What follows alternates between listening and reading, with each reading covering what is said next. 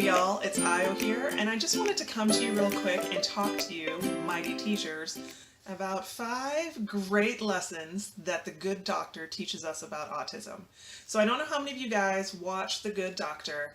I'm a little bit obsessed with it. I rush to see it on the day that it actually shows on television, which is crazy. Nobody watches TV when it comes on TV anymore. But I do love Sean Murphy and the representation that he makes for students with autism. As I work with 9 through 12 students, just thinking about this and what lessons we can pull up from the Good Doctor in a 9 through 12, or excuse me, K through 12 classroom. So I just wanted to tell you 5 things that the Good Doctor can teach you while you're working in your classroom with students who have autism. And the number one thing is schedules and consistency matter. It matters so much. There are several episodes where you will see how changes in schedules and changes in routine and procedures can really impact Sean as he works as a doctor, as he interacts with the people around him. Consistency and schedule are king. And the same thing happens in our classrooms. If we don't run good routine and procedures and have a really consistent and rigorous way to operate in the room, it can really have a negative impact on students with autism. So as you're in the classroom, just think about your schedule, think about your routine and procedures. Are you keeping things consistent and predictable?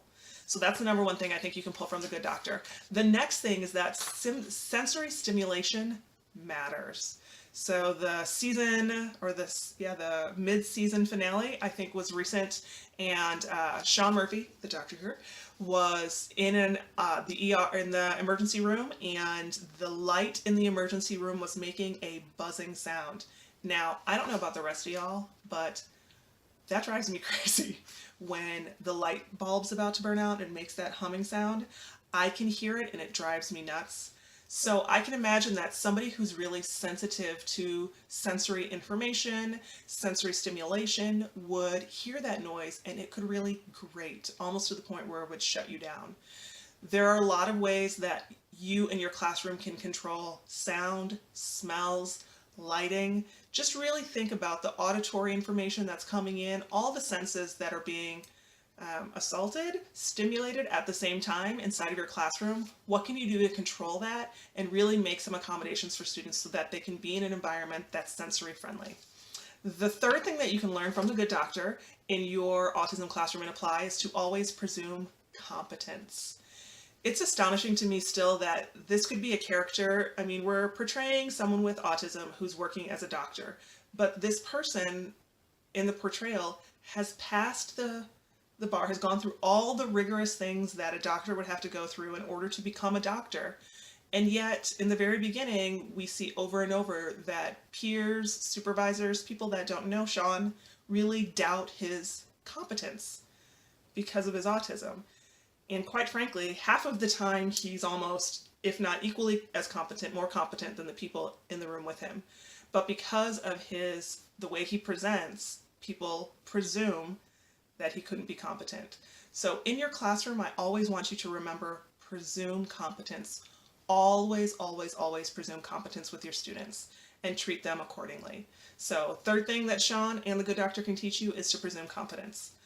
Always presume competence. And there's more that you can read and watch about presuming competence on the website, so pop over to noodlenook.net and watch more.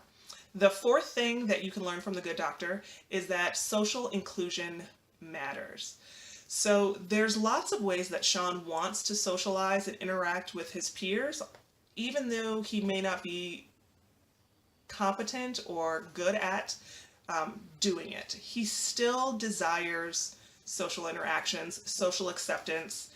He still wants friends, and our students with autism sometimes do not have really good social skills. It's something that's lacking in several of our students, and it's really hard to address systematically inside of the classroom, but it's something as a teacher you should always be working on, because our students do desire and want to create and maintain social interactions and be socially included. So please, as you're teaching in the classroom, remember to work on social skills, social interactions, and social communication. And the last thing that you can learn from The Good Doctor and Sean Murphy is that it does take a village, right? The village matters. If you think about Sean and how he was able to get to where he is now, it really was dependent on a group of people who had high expectations for him, were able to support him in a way that he needed, and really believed that he could do what he wanted to do, he could be successful, and provided supports that way. So the village does matter.